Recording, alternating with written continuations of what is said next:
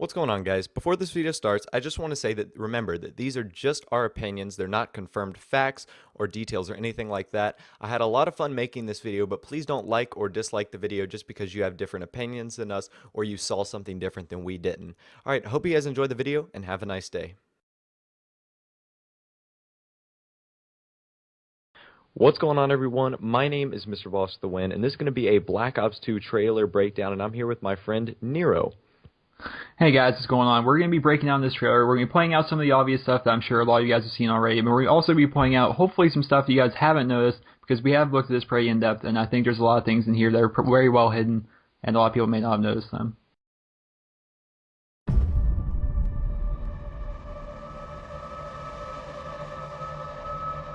Aside from the fact that I'm still alive. Alright, so the first thing we're going to be looking at is Sergeant Frank Woods. You guys may remember him from the Call of Duty Black Ops campaign, and a lot of people thought he died. The very last scene, the very last time we saw Frank Woods was he was tackling a guy out of a window with explosives strapped to his chest. We see now, it's revealed to us in this trailer that he is still alive, and he is maybe narrating part of this campaign. Yeah, that's what I was thinking. I think he was going to be a narrator. I think it's really cool that they're bringing back such a staple of a character from Black Ops, because I know he was a ton of fun to go through the campaign with, so I think it's going to be interesting. This is something that Treyarch's kind of known for. If you remember back, Call of Duty Black Ops actually brought back Reznov, who was the main Russian guy from Call of Duty World at War, a big fan favorite throughout the campaign. They brought back Reznov for Black Ops, and they're kind of doing the same thing here in Black Ops 2 with Sergeant Woods. None of this surprises me.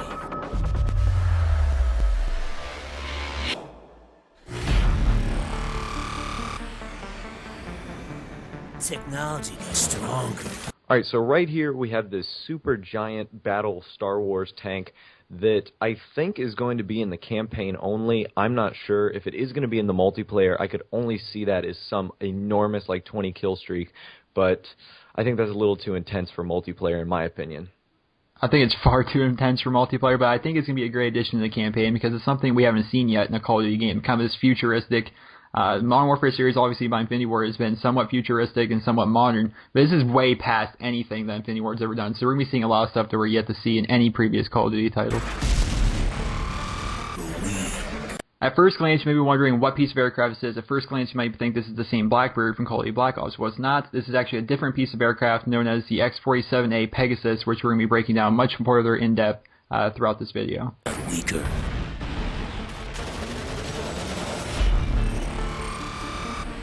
Computers.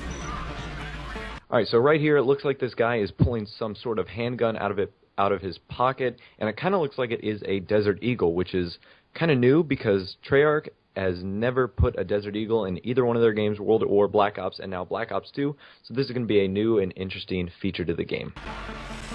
Alright, so we see two machines right here. In the very back, it kind of looks like that little alien Star Wars style vehicle in the very background, but right in front of it we see what looks like kind of like a Wall-E style kill streak, similar to the assault drone that we saw in Modern Warfare 3, something I believe could be a good part of the campaign as well as the multiplayer. Yeah, I think it was really cool. I actually liked the assault drone in Modern Warfare 3. I thought it was really cool. So it'd be interesting to see if they bring that back in in Black Ops 2.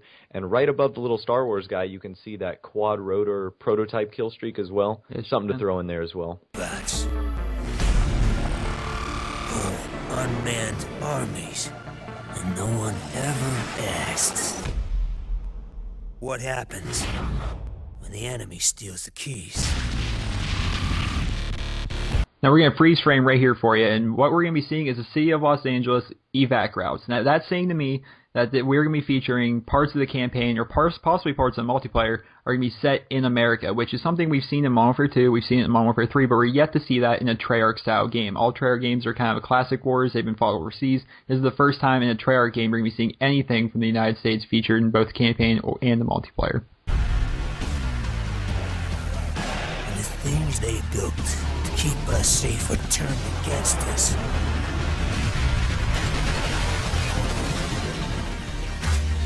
So we're going to slow it down right here. We're going to be checking out this pistol. Now, not much is known about this pistol at this time, besides it is awesome. The fact that they took this much time to make a slow motion cinematic of it, and we also see this pistol throughout the rest of the trailer, that signifies to me that this pistol is either a big part of the campaign, or it's possibly a newer pistol, it might be a machine pistol, who knows what it could be. Only time's going to tell with this pistol how it's going to implement and how it's going to affect Call of Duty Black Ops 2. That's when they figured it out. They'll always need men like us. Alright, so looking at this soldier right here, now the first thing I saw was that he is actually T-bowing. You know, he's doing a pretty good job of having the fist going up to the forehead, but the other thing you can look at this is he's holding an M16. You can see the barrel and the iron sights right there, so a likely confirmed gun that's going to be in the single player and most likely going to be in the multiplayer. Those who are willing to do what others cannot.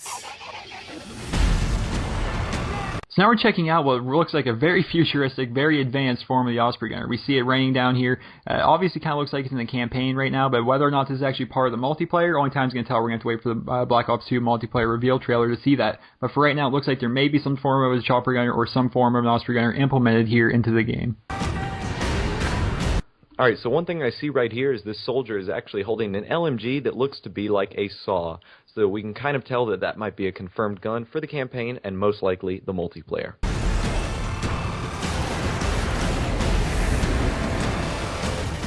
Alright, we're going to see an awesome explosion right here, but one thing I want you to look away from the explosion real quick and actually look at the gun falling out of the hand of the guy being exploded. It looks to me like an AK-47.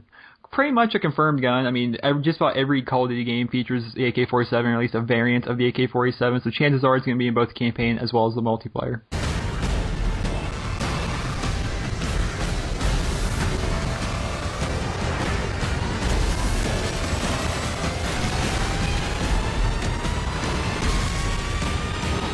Okay, so if you can read the text at the bottom of the screen, it says X-47 Pegasus kill. Now, that little airplane we showed in the beginning was, in fact, that same airplane. So it looks like it kind of has a Reaper / AC-130 effect, so that could be pretty cool. Probably see it in the campaign, most likely in multiplayer as well. Looking at the very final scene of this reveal trailer, we see what we believe to be the main character of this game. You notice all the tattoos, you notice the facial features, you notice all the details to him, which is not something they put in your average, background player. This seems to me like it might possibly be the main character throughout the campaign of Call of Duty Black Ops 2. And you look at his face, he kind of has a striking resemblance to Sergeant Woods, does he not, boss? Yeah, I think he does. And another thing that I noticed, two things actually, is the patch in the middle of his vest is actually the SOG tag that you saw if you were playing on the map Jungle or Hanoi.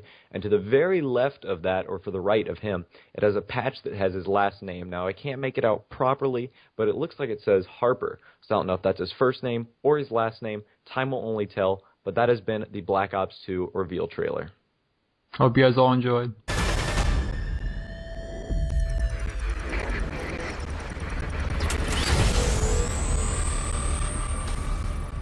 Alright, well, I hope you guys all enjoyed that breakdown of Mr. Boss for the win I did. If you guys don't know who Mr. Boss for the win, he's been a great friend of mine ever since I started on YouTube. He's been a great guy. He's been such a great help for everything. Seriously, everything.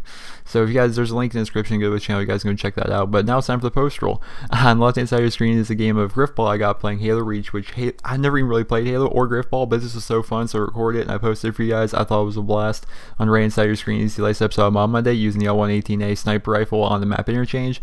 If you're new around here, you like the things I do, you like this video, things like that, you can go ahead and click subscribe. It's right there on your screen. There's a link in the description to follow me on Twitter, and then on the bottom right side of your screen is a mystery box. Anything can be in there. Seriously, anything in the mystery box. Who knows? So go ahead and click wherever you feel like clicking. It'll open up a new tab for you. Remember to rate the video. And I hope you guys all have a wonderful day.